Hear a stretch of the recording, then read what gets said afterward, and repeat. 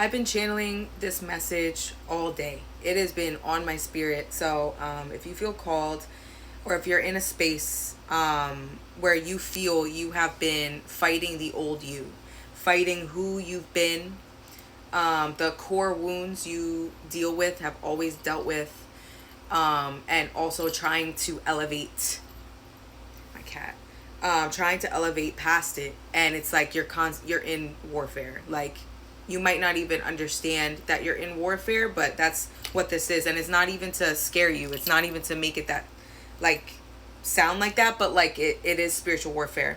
And I say that because the people who are going to watch this have been going through such warfare that you have been like questioning everything. You've been questioning your purpose. You've been questioning the meaning of your life. You've been questioning so confirmation. You've been questioning so much that it is that serious that you listen to this. Also too, there's some messages about manifestation too that were coming through, but like all together. So just sit, listen, receive what is meant for you from this message. I speak purely from experience. I speak purely from facing warfare since I was 6 years old. Like, this shit is not a game. I had no guidance. I had nobody to pray for me or to teach me what I was going through. I literally completely had to move through it on my own, and it almost took my life. Like, I wanted to take my life multiple times, attempted multiple times, because of the warfare going on in my mind. The way it manifested was in my mind. So I know how serious this is, and I still go through it. It is not something that stops, but you become a warrior, and you become somebody that is able to fight back and to know the voices. You get to know your demons. You get to know the voices within you, and you know which one and what it feels like, what it sounds like, the one that is like fighting for you, not against you. But I do want to express to, like, darkness for me was my friend. It came to me as my friend. Darkness and like the romanticization, I don't know if that's how you say it, of death and of dying. In my most like dark times, where I really was like seriously considering like that I'm done, with just life. It came to me as a comfort, and it came to me as like something that felt good. And that's the scary thing. People think that the devil or the lower energies come through in a way that is scary, which it is, but it's not scary in the way that you think, because it comes through in a way that it's almost like tantalizing. It's almost like tempting. And what would happen is I'd get very angry, not recognizing that the anger is the fight in me. The anger is the part of me and my higher self, and trying to fight back. But I would take that anger out on myself. And there are so many people who take their anger out on others, not realizing that like this anger is trying to help you to fight what you're dealing with internally. But we take it out on other people, or we take it out on ourselves, thinking it's a part of, thinking it's a bad thing. But it's sacred rage. It's sacred anger. It's trying to push you forward. So I do want to say, first and foremost, if you are going through a super rough time, movement, walks, just moving around, any type of exercise, yoga, anything, honestly, to just get yourself moving, I would say that is the absolute first step, is to just move. Staying stuck and staying still and letting that voice tell you like, I don't want to do anything, this and that is going to keep you stuck. It's going to tell you that that's the best way to go, but it's not true.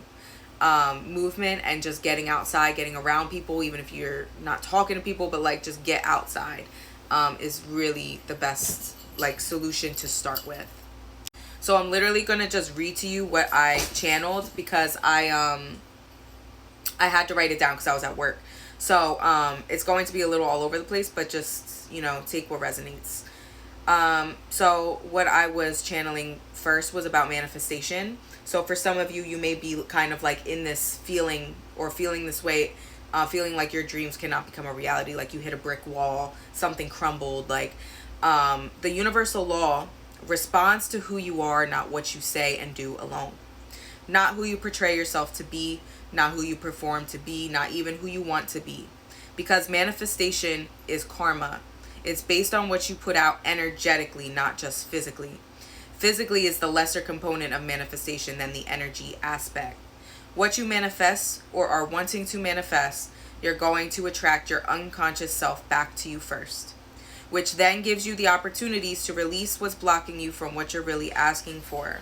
That's why a lot of people with a lot of anger in them, they numb out or don't deal with, will keep attracting situations that make them angry. Or with people with abandonment wounds, you keep attracting people who make you feel abandoned. Those are examples.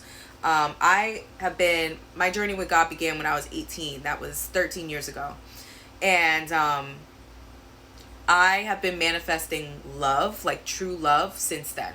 And I have, in that manifestation process, up until now, I'm 31, I have truly seen all the growth now that I'm looking back. And I've seen that I've needed all the experiences I've had in love up until this point. And, it's been 13 years and I'm single. But I've still been manifesting a true love, like that real love. So, your manifestations it depends on the work you're doing, the detours you take, the lessons you need. Like, it can take a long time, but it's not about the destination at the end of the day. It's about the journey. God cares more about your evolution as a soul. Your evolution and what you leave behind for the future generations cares way more about that than your dream car, your dream anything, honestly, that's in the physical. Like, God cares way more about your evolution because you leave everything here. This is not for our punishment, but for our purpose. This is the main reason why we are here. Not so you can only manifest your desires and poof, they're there. We are here to grow and expand and release the negativity within us to pass down generationally for collective healing of this planet. That's the main goal. God's main focus is your evolution, not your dream car, etc. Your inner growth and your healing has to be your number one when it comes to manifesting the things you want for them to last or to be fulfilling. When everything in you wants to act from the part of you that is wounded, judgmental, who you've always been, the higher you comes in and tells you to do differently this time, to align with a higher timeline, to align with better for yourself and others, to align with a higher vibration, which that creates waves. You get to choose what those waves consist of and know that it will always come back to you in some form. You have to open your spiritual ears, your heart, and get uncomfortable to truly unlock to the key to your destiny. It doesn't just get handed to you. You earn it through inner work, which is deeper than just journaling and meditating retreats. It's warfare. It's winning over the parts of you that still want God's job in your life and other people's lives. It's taking accountability for how you affect others or your selfish tendencies and learning to be more giving. These things sound simple, but they sometimes take years to work on and adapt to. This is a fight against flesh, and it takes death after death within yourself, the death of relationships and family dynamics, the death of paths you thought you were yours and worked years toward, all to align to what God wants for you, which in turn is what your soul wants. But you've been living from your subconscious that has barely been touched on and you've been unaware of. You've been doing what the world taught you.